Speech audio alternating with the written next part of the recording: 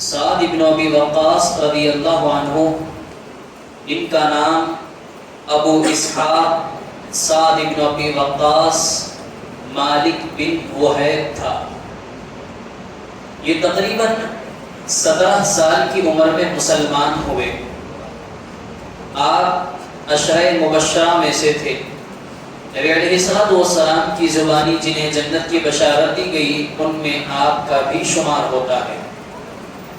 قبول اسلام کے تعلق سے ایک بڑا واقعہ مذکور ہے۔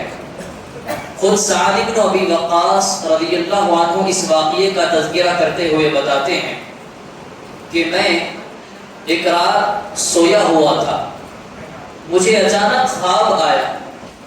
میں خواب میں دیکھتا ہوں کہ میں ایک اندھیرے میں ہوں، مجھے اندھیرے نے گھیر رکھا ہے، لہذا میں دیکھتا ہوں کہ میرے قریب چاند ایک روشن ہونے لگا۔ میں نے دیکھا کہ اس میں حضرت ابو بکر، حضرت علی، زید بن حارثہ رضی اللہ عنہ موجود ہیں۔ لہذا سعد بن ابی وقاص سوال کرتے ہیں کہ تم یہاں کب پہنچے؟ بتایا گیا ابھی قریب 1 گھنٹہ پہلے۔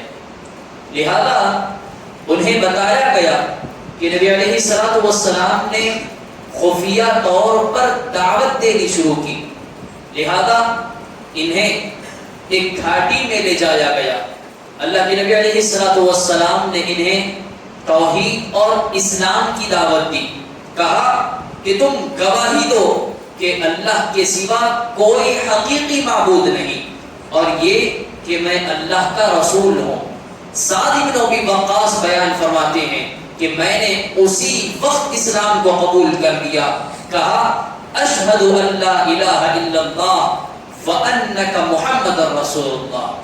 حضرین، جب سعد بن ابی وقاص رضی اللہ عنہ مسلمان ہوئے، چند دنوں تک یہ چھپ کر عبادتیں کیا کرتے، خود ان کی والدہ کو اس کی خبر نہ پہنچ سکی، لیکن چونکہ والدہ تھی، گھر میں رہا کرتی تھی، قریب تھا کہ آپ کی والدہ کو اس کی خبر پہنچ جائے۔ ایسا ہی ہوا کہ آپ کی والدہ کو آپ کے اسلام لانے کی خبر پہنچ گئی۔ معاملہ کیا ہوا؟ آپ کی والدہ کے تعلق سے خود سعد بن ابی وقاص بیان فرماتے ہیں کہ جب میری والدہ کو میرے اسلام لانے کی خبر پہنچی، وہ مجھ سے کہنے لگی اے سعد، محمد کے دین کو چھوڑ دے اور پہلے دین کو اختیار کر لے۔ کہنے لگی اگر تو نے ایسا نہیں کیا تو میں نہ کھانا کھاؤں گی نہ پانی پیوں گی۔ ایک اور روایت کے مطابق اور میں کسی سائے میں بھی نہیں بیٹھوں گی، وگرنہ یاد رکھنا میں ایسے ہی مر جاؤں گی اور میرے مرنے کے بعد لوگ تجھے تانا دیں گے کہ سعد نے اپنی والدہ کو قتل کر دیا۔ سعد بن ابی وقاص نے انہیں سمجھایا، کہنے لگے کہ میں نے جس دین کو اختیار کیا ہے یہ دین میں مکمل طور پر اپنا چکا، اب میں اس دین سے پھر نہیں سکتا۔ باوجود اس کے معاملہ کیا ہوا؟ آپ کی والدہ ایک رات بھوکی رہی، نڈھال ہو گئی، دوسری رات آئی پھر بھوکی رہی، مزید نڈھال ہو گئی۔ جب تیسری رات آئی، سعد بن ابی وقاص کھلے طور پر جاتے ہیں اور والدہ سے کہتے ہیں اے اماں، یہ تیری ایک جان کی بات کیا ہے؟ اگر تیری جیسی 100 جانیں ہوتی اور مجھ سے کہا جاتا کہ میں محمد رسول اللہ کے دین کو چھوڑ دوں، تیری جیسی 100 جانوں کو قربان کر دیتا، مگر محمد کے دین سے پھرتا صلی اللہ علیہ وسلم۔ کہنے لگے اماں جان، تجھے کھانا ہے کھا، تجھے نہ کھانا ہے نہ کھا، مجھے کوئی پرواہ نہیں، جب بات محمد کے دین کی آئے گی مجھے تیری کوئی پرواہ نہیں۔ حاضرین، اللہ کو یہ معاملہ اتنا پسند آیا، اللہ رب العالمین نے قرآن مجید کی آیت کو نازل کر دیا، کہا وَوَصَّيْنَا الْإِنسَانَ بِوَالِدَيْهِ حُسْنًا، کہ ہم نے لوگوں کو حکم دیا ہے، وصیت کی کہ وہ اپنے والدین کے ساتھ حسن سلوک کریں۔ اللہ نے آگے کہا مگر جب وہ تمہیں غلط چیز کی طرف رہنمائی کرے، غلط بات کا حکم دے، تو ایسے وقت میں تم ان کی بات کو نہ مانو۔ حاضرین، یہی معاملہ سعد بن ابی وقاص نے کیا کہ اللہ نے ان کے تعلق سے آیت کریمہ کو نازل فرما دیا۔ یہ سعد بن ابی وقاص رضی اللہ عنہ تھے۔ بات کریں اگر ان کی خصوصیت کی، بتایا گیا اللہ نے تمام دوسرے صحابہ پر دو بڑی خصوصیتیں انہیں دی۔ وہ کیا تھی؟ سب سے پہلی خصوصیت یہ کہ یہ مستجاب الدعوات تھے۔ مطلب کیا ہے کہ یہ جو بھی دعا کرتے ان کی دعا اللہ رب العالمین قبول کر لیتا۔ مزید یہ ایک اور خصوصیت یہ کہ اللہ رب العالمین کے یہ نبی علیہ السلام کے پیارے حبیب صلی اللہ علیہ وسلم کے یہ چہیتے صحابی سعد بن ابی وقاص رضی اللہ عنہ کے اندر تیر پھینکنے کی صلاحیت تھی، اور اسی تیر پھینکنے کا معاملہ جنگ کے تذکرے میں آئے گا۔ حاضرین، بات کریں اگر آپ کی دعا کی قبول ہونے کی، اللہ رب العالمین نے آپ کو یہ ایسی چیز عطا کی جو خود نبی علیہ السلام کی دعا کا نتیجہ تھا۔ معاملہ کیا ہوا؟ اگر سعد بن ابی وقاص کی دعا کا اندازہ لگانا ہو، جب اسلام لائے عبادت کرنے کے لیے کہیں اور جایا کرتے، بلکہ ایک مرتبہ کہیں بیٹھے ہوئے تھے، بعض لوگ عبادت کرتے وقت کچھ صحابہ کی بدگمانی کرنے لگے، خصوصاً جب انہوں نے نظر دوڑائی اور متوجہ ہوئے علی رضی اللہ عنہ، طلحہ بن عبید اللہ اور مزید صحابہ کی گستاخی کر رہے تھے۔ ایسے وقت میں سعد بن ابی وقاص نے انہیں متنبہ کیا، کہا کہ تم جن ہستیوں پر انگلیاں اٹھا رہے ہو وہ ہستیاں پاک باز ہستیاں ہیں، لہذا تم اپنی زبان کو بند کر لو، وگرنہ یاد رکھو میں تمہارے خلاف بد دعا کروں گا۔ حاضرین، جب یہ معاملہ انہوں نے کیا تو وہ لوگ آپ کا ہنسی مذاق اڑانے لگے اور آپ سے کہنے لگے کیا تم کوئی پیغمبر ہو جو ہمارے خلاف بد دعا کیے ہوگے اور وہ قبول بھی ہو جائے؟ لہذا سعد بن وقاص کو وہ حقیر نظر سے دیکھنے لگے اور ان کا مذاق اڑانے لگے۔ نتیجہ کیا ہوا؟ بڑا غصہ آیا، برداشت نہ کر سکے، اٹھتے ہیں، گھر پہنچتے ہیں، وضو کرتے ہیں، 2 رکعت نماز پڑھتے ہیں، اس کے بعد اللہ رب العالمین کی بارگاہ میں ہاتھ اٹھاتے ہیں، اللہ سے دعا کرتے ہیں، اللہ یہ ظالم، یہ جابر جن ہستیوں پر انگلیاں اٹھا رہے ہیں اللہ تو جانتا ہے، وہ اس سے پاک ہے، اور اللہ یہ جو باتیں کر رہے ہیں یقیناً تو اسے ناپسند کرتا ہے، اللہ انہیں لوگوں کے لیے عبرت بنا دے، انہیں لوگوں کے لیے عبرت اور نصیحت بنا دے۔ یہاں ان کا دعا کرنا تھا تو دوسری طرف لوگوں نے دیکھا کہ ایک اونٹنی اپنی رسی کو توڑتی ہے اور وہاں سے نکل کر لوگوں کے ہجوم میں چلی جاتی ہے۔ کیا منظر تھا؟ بتایا گیا اونٹنی لوگوں میں شخص کو ڈھونڈنے لگی، نظر آتا وہ کسی کو تلاش کر رہی ہے، لہذا بالآخر وہ بازار میں نکلتی ہے اور ایک شخص کے پاس جا کر اس کی کھوپڑی کو اپنے خونخوار منہ میں جکڑ لیتی ہے اور اس طرح جھنجھوڑتی ہے کہ اس کی گردن ٹوٹ جاتی ہے۔ معاملہ کیا کہ وہ وہیں پر وفات پا جاتا ہے، اور یہ وہی شخص تھا جو صحابہ کرام کی شان میں گستاخی کر رہا تھا۔ اللہ نے منظر دکھا دیا، سعد بن ابی وقاص کی دعا کا کمال تھا۔ حاضرین، یہ سعد بن ابی وقاص رضی اللہ عنہ تھے۔ آپ سعد بن ابی وقاص کی سیرت کو پڑھیں، یہ ایک شہ سوار بھی تھے۔ ایسے شہ سوار بتایا گیا ایک مرتبہ جب صحابہ کرام چھپ کر عبادتیں کیا کرتے، لہذا یہ ایک ایسے مقام پر عبادت کیا کرتے جہاں پر عمومی طور پر کوئی آتا نہ جاتا، لہذا ایک مرتبہ وہ اپنے ساتھیوں کے ساتھ عبادت کر رہے تھے۔ معاملہ یہ ہوا کہ اتفاق کے معاملے میں بعض لوگوں کا گزر وہاں سے ہوا، بعض کفار نے آپ کو دیکھا تو آپ کا مذاق اڑانے لگے، آپ کی عبادت کی توہین کرنے لگے، لہذا سعد بن ابی وقاص کو بڑا غصہ آیا۔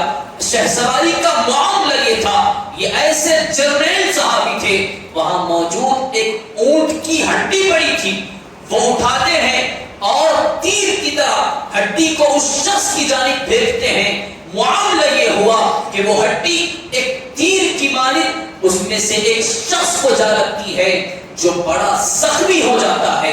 اور بتایا یہ گیا کہ اسلام کے اندر جب نبی علیہ السلام کو نبوت دی گئی تو نبوت میں سب سے پہلے کسی نے رب العالمین کی خاطر خون بہایا، وہ سعد بن ابی وقاص رضی اللہ عنہ.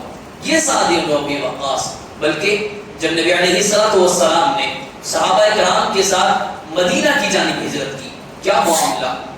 نبی علیہ السلام اور عائشہ رضی اللہ عنہا گھر میں موجود. عائشہ رضی اللہ عنہا خود بیان فرماتی ہے نبی علیہ السلام اس خواہش کا اظہار کرنے لگے کیوں نہ کوئی صالح آدمی آج رات ہماری حفاظت کرتا. معاملہ کیا تھا کہ اچانک عائشہ رضی اللہ عنہا بیان فرماتی ہیں ہم نے تلوار کی جھنکار کی آواز سنی. پوچھا گیا کون؟ کہا سعد بن ابی وقاص. کہنے لگے پوچھا گیا ان سے کس لیے آئے ہو؟ کہنے لگے مجھے خوف ہوا محمد الرسول اللہ صلی اللہ علیہ وسلم کی جان کا، لہذا میں آپ کی حفاظت کے لیے یہاں آیا ہوں. لہذا اللہ کے نبی علیہ السلام نے آپ کو دعا دی. یہ سعد بن ابی وقاص رضی اللہ عنہ تھے. حاضرین، آپ مزید آگے بڑھ کر دیکھیں. ایک مرتبہ حجاز کی جانب صحابہ کرام کے ساتھ لشکر بھیجا گیا جن میں سعد بن ابی وقاص بھی شامل تھے. بتایا گیا اس موقع پر نبی علیہ السلام کے صحابہ میں جس نے سب سے زیادہ تیر چلائے، جس نے سب سے زیادہ تیر کا استعمال کیا، وہ سعد بن ابی وقاص. بلکہ بتایا یہ گیا کہ اسلام کے اندر نبی علیہ السلام کو جب نبوت دی گئی اس کے بعد سب سے پہلے کسی نے اللہ کی راہ میں تیر کو چلایا، وہ سعد بن ابی وقاص تھے رضی اللہ عنہ. حاضرین، آپ مزید آگے بڑھ کر دیکھیں. عمر رضی اللہ عنہ کے دور خلافت میں جب ایک لشکر کو عراق کی جانب بھیجا گیا، کیا معاملہ ہوا؟ ابھی ایک دن گزرا، جنگ کی شروعات ہوئی، 4000 مجاہدین کو قتل کر دیا گیا. عمر رضی اللہ عنہ کی خلافت میں یہ معاملہ ہوا. عمر رضی اللہ عنہ پریشان ہوئے، لہذا ارادہ کیا کہ آج میں خود اس جنگ میں شامل ہوں گا اور اپنی قیادت میں اس جنگ کو لڑوں گا. کیا معاملہ؟ مدینہ سے روانہ ہوئے. عبد الرحمن بن عوف رضی اللہ عنہ کو خبر پہنچی، لہذا فوراً عمر بن خطاب رضی اللہ عنہ کی جانب روانہ ہوتے. عمر بن خطاب ابھی کچھ ہی فاصلہ طے کیے کہ عبد الرحمن بن عوف ان سے ملاقات کرتے ہیں. کہتے ہیں اے امیر المؤمنین، اے عمر بن خطاب، حالات دوست نہیں، لہذا مسلمان بہت کمزور ہو چکے. اگر ایسے وقت میں آپ جنگ میں شامل ہوں اور اگر آپ کو اللہ نہ کرے کفار قتل کر دیں، مسلمانوں کی طاقت ٹوٹ جائے گی، مسلمان پہلے سے زیادہ کمزور ہو جائیں گے. لہذا علی رضی اللہ عنہ اور مزید بعض صحابہ سے مشورہ کیا گیا، آپ کو دوبارہ مدینہ لوٹنے کا مشورہ دیا گیا. لہذا عمر بن خطاب نے صحابہ کرام کے اس مشورے کی لاز رکھی اور لوٹنے کے لیے تیار ہو گئے. اب عمر بن خطاب خود قیادت کو سنبھالنے آئے. اب جب وہ لوٹنے لگے، خلافت کی قیادت کس کے ہاتھ میں دی جائے، کس کے ہاتھ میں لشکر کو سونپا جائے، اب یہ معاملہ آیا. عبد الرحمن بن عوف اور دیگر صحابہ نے کہا کسی ایسے صحابی کے ہاتھ میں قیادت دی جائے جو نڈر ہو، جو شہسوار ہو، جو جرنیل ہو، جو کافروں کی طاقت اور ان کی کمر کو توڑ سکے. لہذا صحابہ کرام سے مشورہ کیا گیا کس کے ہاتھ میں قیادت دی جائے. تمام صحابہ کرام کے سر نیچے سوچنے لگے کسے یہ قیادت دی جائے. عبد الرحمن بن عوف فوراً اپنے سر کو اٹھاتے ہیں، کہتے ہیں اے امیر المؤمنین، وہ شخص مل گیا، وہ شخص مل گیا. پوچھا وہ کون ہے؟ عبد الرحمن بن عوف رضی اللہ عنہ بیان فرماتے ہیں وہ اللہ کا شیر، وہ میدان جنگ میں لڑنے والا ایک مضبوط سپاہی، ایک شہسوار سعد بن ابی وقاص ہے. لہذا سعد بن ابی وقاص رضی اللہ عنہ کو بلایا گیا، ان کے ہاتھ میں قیادت دی گئی. نتیجہ یہ نکلا کہ سعد بن ابی وقاص نے اس لشکر کو جو اللہ رب العالمین کی جانب سے بھیجا گیا، مشرکین جن پر ٹوٹ پڑ رہے تھے، معاملہ کیا ہوا؟ یہی مسلمان سعد بن ابی وقاص کی قیادت میں اس جنگ کو فتح کر لیتے ہیں. یہ سعد بن ابی وقاص رضی اللہ عنہ تھے۔ حاضرین، مدینہ جانے کے بعد جو غزوات کا سلسلہ شروع ہوا، سب سے پہلے غزوہ بدر میں سعد بن ابی وقاص کا کیا معاملہ؟ بتایا گیا کہ سعد بن ابی وقاص اپنی تیر چلانے کی مہارت کو آزمانے لگے اور میدان جنگ میں تیر کو اٹھاتے، کمان میں لگاتے اور یہ دعا کرنے لگتے، اللہ ان دشمنوں کے قدموں کو ڈگمگا دے، ان کی طاقت کو توڑ دے۔ اللہ کے نبی علیہ الصلوۃ والسلام نے اس دعا کو سنا تو کہا، اے اللہ سعد کی دعا کو قبول فرما۔ یہی نتیجہ ہے کہ سعد بن ابی وقاص کی دعا اللہ رب العالمین جب بھی دعا کرتے ہیں اللہ اسے قبول فرماتا ہے۔ یہ سعد بن ابی وقاص، اسی جنگ بدر کا معاملہ آپ دیکھیں، اپنی تلوار کو لیے جرأت مندانہ طور پر میدان جنگ میں نکلتے ہیں اور کفار کو قتل کرنے لگتے ہیں۔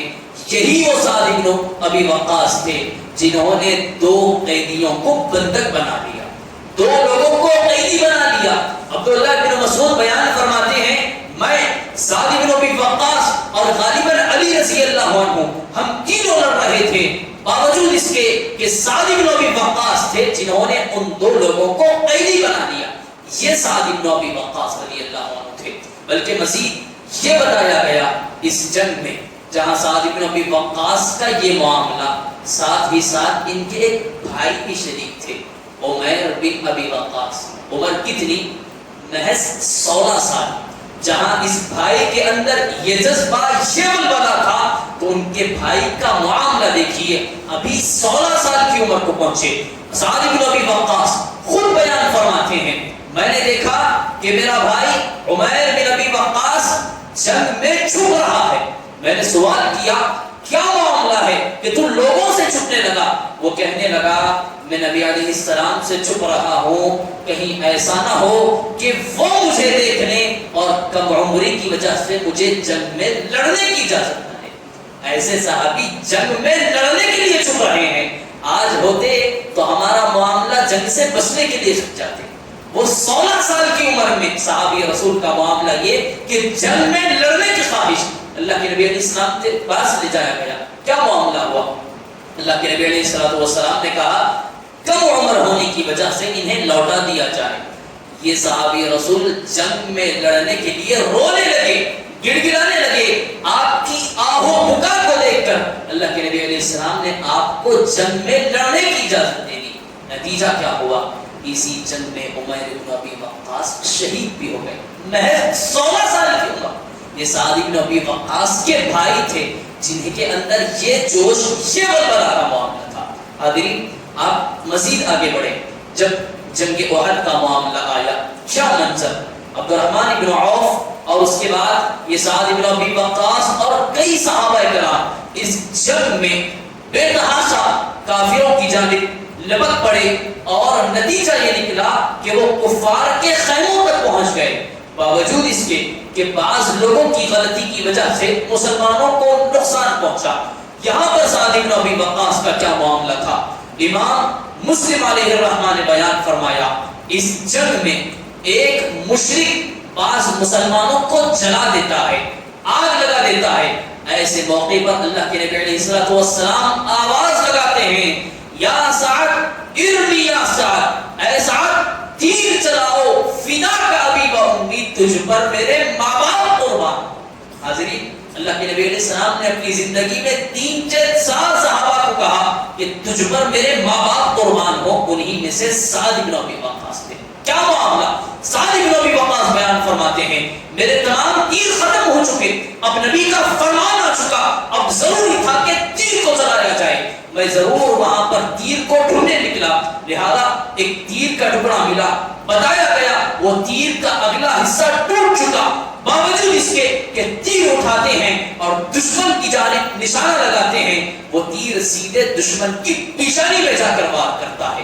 مزید یہ کہ سعد بن ابی وقاص بیان فرماتے ہیں، اسی جنگ کا معاملہ جب تیر چلانے لگے، کہتے ہیں کہ میں جب تیر چلاتا تو پیچھے سے ایک سفید کپڑوں میں موجود شخص مجھے تیر دیتا، میں تیر چلاتا، دوبارہ وہ تیر دیتا، میں پھر تیر چلاتا۔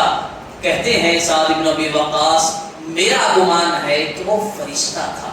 یہ سعد بن ابی وقاص رضی اللہ عنہ، خود سعد بن ابی وقاص بیان فرماتے ہیں میں نے جنگ احد میں دیکھا نبی علیہ الصلوۃ والسلام کے دونوں جانب سفید کپڑوں میں دو شخص موجود تھے، دو فرشتے موجود تھے جو آپ کا دفاع کر رہے تھے، آپ کی حفاظت کر رہے تھے۔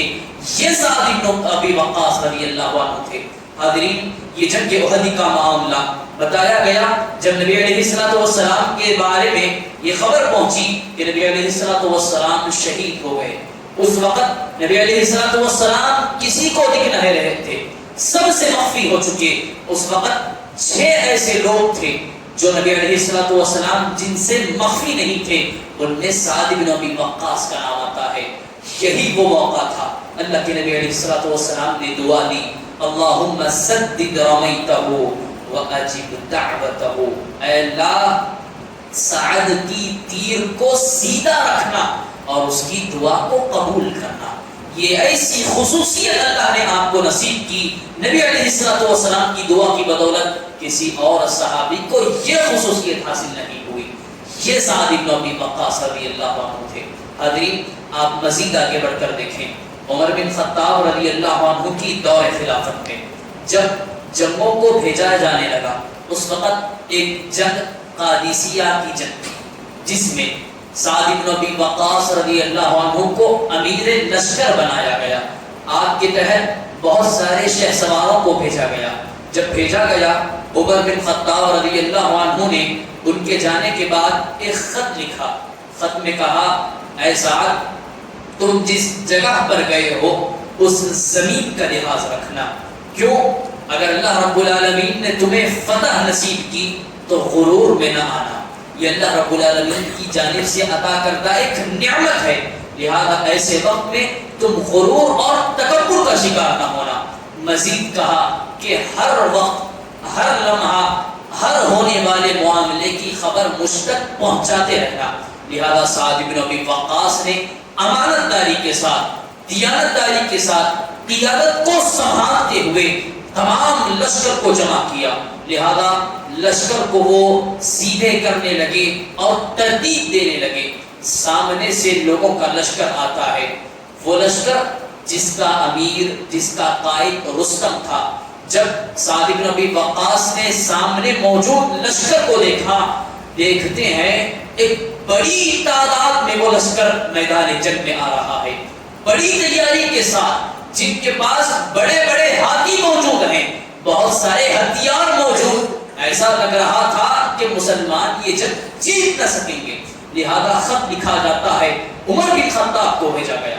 عمر بن خطاب رضی اللہ عنہ نے حالت زار کو دیکھا اور جواب میں خط لکھا، کہنے لگے، دیکھو سعد بن ابی وقاص، طاقت کا جو معاملہ ہے وہ اللہ کے ہاتھ میں ہے، طاقت دینے والی ذات اللہ کی ذات ہے، اللہ پر بھروسہ رکھو۔ دوسرا حکم دیا کہ بعض شہسواروں کو منتخب کرو، بعض نوجوانوں کو منتخب کرو، ان کے ذریعے ان کے بادشاہ، ان کے امیر کے پاس اسلام کی دعوت کو بھیجو۔ لہذا سعد بن ابی وقاص امیر المؤمنین کی بات کو مانتے ہوئے بعض نوجوانوں کو منتخب کرتے ہیں، اور جن کے بعد میں جو قادر الکلام تھے، بات کرنے کی صلاحیت رکھتے تھے، ایسے لوگوں کو ان کے امیر کے پاس بھیجا گیا۔ کیا معاملہ؟ وہ لوگ پہنچتے ہیں، ان کے سامنے اسلام کی دعوت کو پیش کرتے ہیں، کہتے ہیں ہم ایسی دعوت کو لے کر آئے ہیں کہ جو کہتا ہے کہ اللہ کے سوا کوئی حقیقی معبود نہیں، جن بتوں کی تم عبادت کرتے ہو وہ اس سے برات کا اظہار کرتا ہے اور اس کی نفی کرتا ہے۔ اس طرح جب دعوت دی گئی تو کفار کا امیر ایک اپنے دربان سے کہتا ہے کہ تم باہر سے مٹی لے کر آؤ۔ لہذا مٹی لائی گئی، وہ بدبخت اس مٹی کو اٹھا کر نبی علیہ الصلوۃ والسلام کے یہ صحابہ جو اسلام کی دعوت دینے کے لیے آئے تھے، ان کے منہ پر پھینک دیتا ہے۔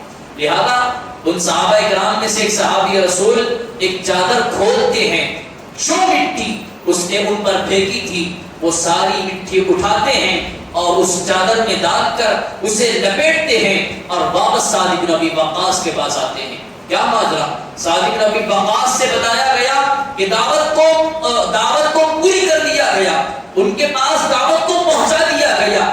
یہ ایسے لوگ ہیں کہا گیا لاتوں کے بت باتوں سے نہیں مانتے، لہذا ہم ان سے جنگ کریں گے. لہذا سعد بن ابی وقاص کے سامنے وہ مٹی پیش کی گئی اور کہا گیا ہم ان کے شہر ان کے گاؤں کی مٹی لے کر آئے ہیں.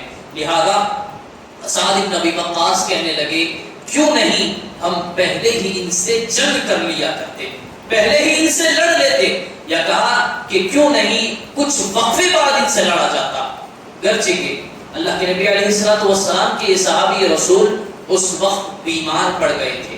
سعد بن ابی وقاص کا معاملہ یہ کہ جسم پر گھوڑے آ چکے، بتایا گیا گھوڑے پر بیٹھنے کی طاقت بھی نہ تھی. باوجود اس کے کہ آپ نے کہا ہم ضرور لڑیں گے، ان سے مقابلہ کریں گے. تمام صحابہ کرام سے خطاب کیا اور ان کو جوش ولولہ دلایا اور تمام صحابہ کرام کو تیار کرنے لگے. مزید ایک جرار خطیب انہی صحابہ کرام میں سے اٹھتے ہیں اور صحابہ کرام کو جوش اور خروش دلاتے ہوئے کہتے ہیں لوگوں اپنی تلواروں کو قلعہ بنا دو، اپنی تلواروں کو قلعہ بنا دو، ساتھ ہی ساتھ دشمن کے مقابلے میں تم شیر بن جاؤ تاکہ ہم ان کا صحیح طور پر مقابلہ کر سکیں. صحابہ کرام بڑے جوش کے ساتھ تیار ہوئے. لہذا جنگ کا پہلا دن آتا ہے. کیا معاملہ؟ صحابہ کرام آگے بڑھتے ہیں، انہیں پچھاڑنے لگتے ہیں. معاملہ یہ ہوا کہ ان کے ہاتھیوں کو دیکھ کر مسلمانوں کے گھوڑے ڈگمگانے لگے. لہذا ایسے وقت میں سعد بن معاذ ایک اونچی جگہ پر ٹہر کر مسلمانوں کی قیادت کر رہے تھے، ہر کسی کی رہنمائی کر رہے تھے. کہنے لگے لوگوں یہ جنگ میں تمہاری آزمائش ہے، یہ شہسواری میں تمہارا امتحان ہے، آگے بڑھو، ان دشمنوں سے مقابلہ کر کے انہیں جنگ کے میدان میں ہرا کر رہو. لہذا مسلمانوں میں دوبارہ جوش آیا، آگے بڑھتے ہیں. بعض صحابہ کرام کا معاملہ یہ کہ ہاتھی کی سونڈ کو کاٹ دیتے ہیں، بلکہ ایک روایت کے مطابق بتایا یہ گیا بعض نے ہاتھیوں کی آنکھوں کو نکال دیا. لہذا ہاتھی بچھڑ گئے اور اپنے ہی قوم اپنے ہی لشکر کی جانب دوڑنے لگے اور اپنے ہی لشکر کے لوگوں کو رونتے ہوئے آگے نکل گئے. یہ پہلے دن کا معاملہ. لیکن باوجود اس کے کہ وہ شکست نہ کھائے، کیوں؟ بڑی تعداد، ایسی تعداد جتنا قتل کیا جاتا اتنے لوگوں کی تعداد مزید آتے جاتی. لہذا ایک دن ہوا، دوسرا دن نکلتا ہے. دوسرے دن اللہ کے نبی علیہ الصلوۃ والسلام کے یہ صحابی رسول سعد بن ابی وقاص کی قیادت میں دوبارہ لشکر مزید آگے بڑھتا ہے. کیا معاملہ؟ بتایا گیا صحابہ کرام ڈٹ کر لڑنے لگے. اس وقت سعد بن ابی وقاص کی بیوی حجرے میں بیٹھی ہوئی. مزید بتایا یہ گیا کہ ایک صحابی ابو محجن نامی ایک صحابی انہیں قید کر لیا گیا تھا، انہیں بیڑیوں سے باندھ دیا گیا تھا کسی غلطی کی بنا پر. لہذا وہ جنگ کے معاملے کو موجود وہاں پر راستے سے دیکھ رہے تھے. لہذا جب یہ جنگ کا معاملہ دیکھنے لگے، یہ لڑائی کا معاملہ اور تلوار کی جھنکاریں ان کی کانوں میں پڑنے لگی، برداشت نہ کر سکے. کہنے لگے اے سعد بن ابی وقاص کی بیوی مجھے چھوڑ دو. لہذا انہوں نے انکار کر دیا، باوجود اس کے کہ انہوں نے اصرار کیا، بار بار اصرار کرنے لگے. کہنے لگے مجھے چھوڑ دو، اگر میں زندہ لوٹ آیا تو میں دوبارہ قیدی بننے کے لیے تیار. لہذا اس وقت سعد بن ابی وقاص کی بیوی انہیں چھوڑ دیتی ہے. ماجرا کیا تھا؟ حدیث بتایا یہ گیا اپنی سواری سعد بن ابی وقاص کی سواری وہیں پر موجود، اس پر سوار ہوتے ہیں، ہاتھ میں تلوار لیے دشمنوں کی بھیڑ میں گھس گئے. معاملہ یہ تھا صحابہ کرام نے اپنی نگاہوں سے دیکھا لوگ گاجر مولی کی طرح کٹ جاتے، گاجر مولی کی طرح کاٹ دیے جاتے. سعد بن ابی وقاص نے دیکھا، کہنے لگے یہ تو ابو محجن کا کام ہو سکتا ہے، یہ طریقہ تو ابھی ابو محجن کا ہے. لہذا اپنی بیوی سے دریافت کیا، وہ تو قید ہے. لہذا آپ کی بیوی نے کہا اس کے اصرار پر میں نے اسے چھوڑ دیا. سعد بن ابی وقاص نے کہا ایسے شہسوار کو ہم قیدی نہیں بنا سکتے، لہذا انہیں آزاد کر دیتے ہیں. یہ دوسرے دن معاملہ پیش آیا. مزید یہ کہ صحابہ کرام اسی درمیان اشعار پڑھنے لگے. باوجود اس کے کہ اس شہسواری کے باوجود مسلمان ابھی جیتے نہیں تھے، باوجود اس کے کہ ان کے لشکر کی کثرت، ان کی تعداد اتنی زیادہ کہ مسلمان پھر تیسرے دن جنگ کے لیے آتے ہیں۔ تیسرے دن کیا معاملہ ہوا؟ صحابہ کرام نے ایک تدبیر اپنائی اور ان دشمنوں کو اپنے چنگل میں پھنسانے کے لیے، اس تعداد کو غفلت میں برتنے کے لیے صحابہ کرام نے ایک تدبیر اپنائی۔ کہا بعض صحابہ کرام کو تم یہاں سے شام کی جانب نکل جاؤ، لہذا کچھ دوری پر جانا، وہیں پر پڑاؤ ڈال لینا، لہذا کل کی صبح جب ہوگی، تیسرے دن جنگ شروع ہوگی، لہذا 100 لوگوں کا ایک لشکر بنانا اور 100 لوگوں کا لشکر اس جنگ کے میدان میں بھیجانا، جب وہ لشکر آ جائے پیچھے ایک اور 100 لوگوں کا لشکر بھیجانا۔ حاضرین، تیسرے دن جنگ شروع ہوتی ہے، مسلمان اور کفار میں شدید جنگ کا معاملہ یہ کہ جیسے ہی شام کی جانب سے 100 لوگوں کا لشکر آتا ہے، دیکھتے ہی دیکھتے پیچھے اور مزید لشکر آتے جاتے ہیں۔ دراصل یہ کفار کے دل میں رعب پیدا کرنا تھا کہ مسلمانوں کی مدد کے لیے مزید لشکر آ رہا ہے، تاکہ ان کے دل گھبرا جائیں۔ یہی ہوا، بعض لوگوں کے دل گھبرا گئے، بعض کفار ڈگمگا گئے، باوجود اس کے کہ ان کا امیر اپنی بات پر اڑا رہا اور لڑائی کو جاری کرتا تھا۔ لہذا اس جنگ کو ختم کرنے کے لیے، فتح حاصل کرنے کے لیے مسلمانوں میں سے قعقاع نامی ایک شخص بعض لوگوں کا ایک دستہ بناتا ہے، چونکہ قیادت جس کے ہاتھ میں ہوا کرتی ہے، اگر وہ ہٹ جائے سارے لوگوں کی ہڈی ٹوٹ جائے، اگر قائد کو ختم کر دیا جائے تو یہ لوگ جنگ چھوڑ کر بھاگ جائیں۔ لہذا انہوں نے ایک دستہ بنایا اور وہ رستم جو ان کا قائد تھا، جو ایک تخت پر بیٹھا ہوا تھا، بعض صحابہ کرام اس جانب مڑتے ہیں اور اس کے تخت پر پہنچ جاتے ہیں۔ کیا معاملہ؟ جیسے ہی دیکھتا ہے تخت سے نیچے اتر جاتا ہے، لہذا مقابلہ کرنے لگتا ہے۔ جب مسلمان اس پر بھاری پڑنے لگتے ہیں، جنگ کے میدان کو چھوڑ کر بھاگ نکلتا ہے۔ معاملہ یہ کہ مسلمان اس کا تعاقب کرتے ہیں، پیچھا کرتے ہیں۔ جب ایک دریا سامنے آتی ہے، وہ دریا میں ڈبکی لگا لیتا ہے، مسلمان وہیں رک جاتے ہیں، باوجود اس کے کہ ایک جنرال، ایک برد مجاہد صحابی سمندر میں کود جاتے ہیں، اس دریا میں کود جاتے ہیں۔ معاملہ کیا کہ اسے جکڑ لیتے ہیں اور اسے کھینچتے ہوئے سمندر اور دریا کے باہر نکال لاتے ہیں اور وہیں پر اس کا سر اس کے تن سے جدا کر دیتے ہیں۔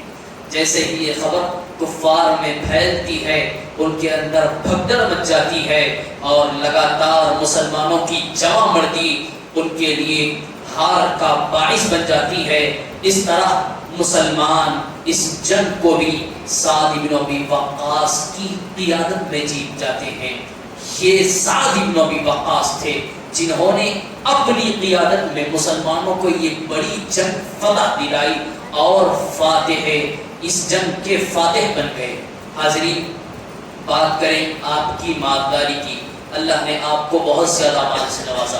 بتایا گیا حجۃ الوداع کے موقع پر نبی علیہ الصلوۃ والسلام کے ساتھ سعد بن ابی وقاص موجود۔ جب اللہ کے نبی علیہ السلام کے ساتھ حجۃ الوداع کے موقع پر آپ بیمار پڑ گئے، نبی علیہ الصلوۃ والسلام آپ کی عیادت کے لیے آئے۔ بتایا گیا سعد بن ابی وقاص کہنے لگے، اے اللہ کے نبی، یہ میری جائیداد ہے، لہذا میری محض ایک بیٹی ہے، لہذا میری ایک بیٹی ہی میرے مال کی وارث ہے، میں چاہتا ہوں کہ اپنا 2/3 مال اللہ کی راہ میں قربان کر دوں۔ اللہ کے نبی نے کہا کہ نہیں، یہ بہت زیادہ ہے۔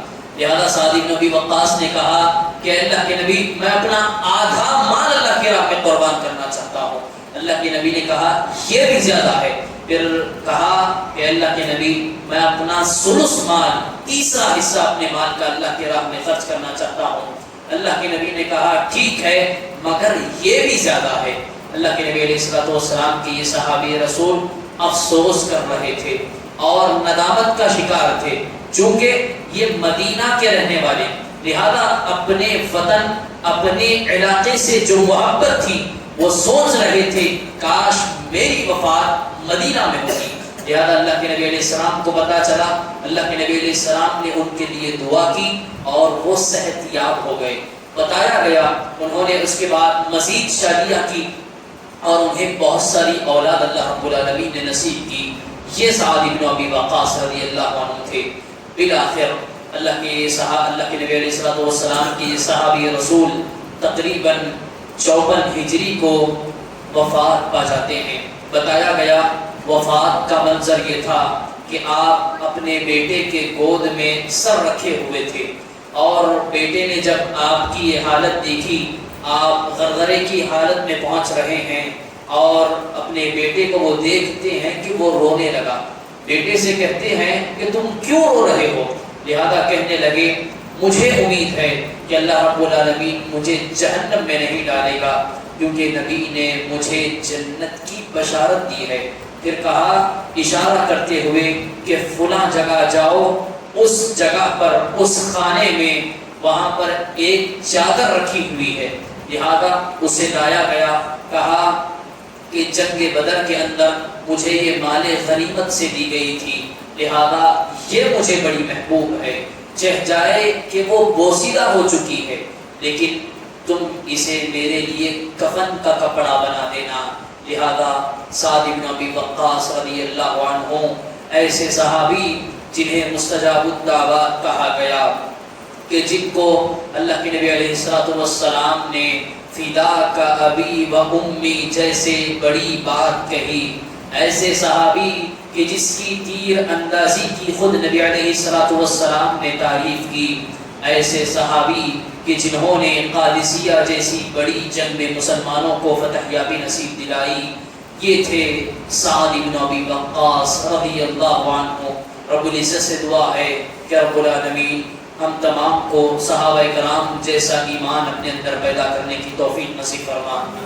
الہ العالمین صحابہ کرام جیسے ہمت، طاقت، شجاعت ہمیں اپنے اندر پیدا کرنے کی توفیق نصیب فرما۔ الہ العالمین دین پر استقامت کے ساتھ عمل پیرا ہونے کی توفیق نصیب فرما۔ الہ العالمین دین اسلام کے معاملے میں ہمیں ثابت قدمی نصیب فرما، جب تک زندگی دے ایمان اور توحید کی زندگی نصیب فرما، خاتمہ ہو تو خاتمہ بالخیر فرما، آمین یا رب العالمین۔ والسلام علیکم ورحمۃ اللہ وبرکاتہ۔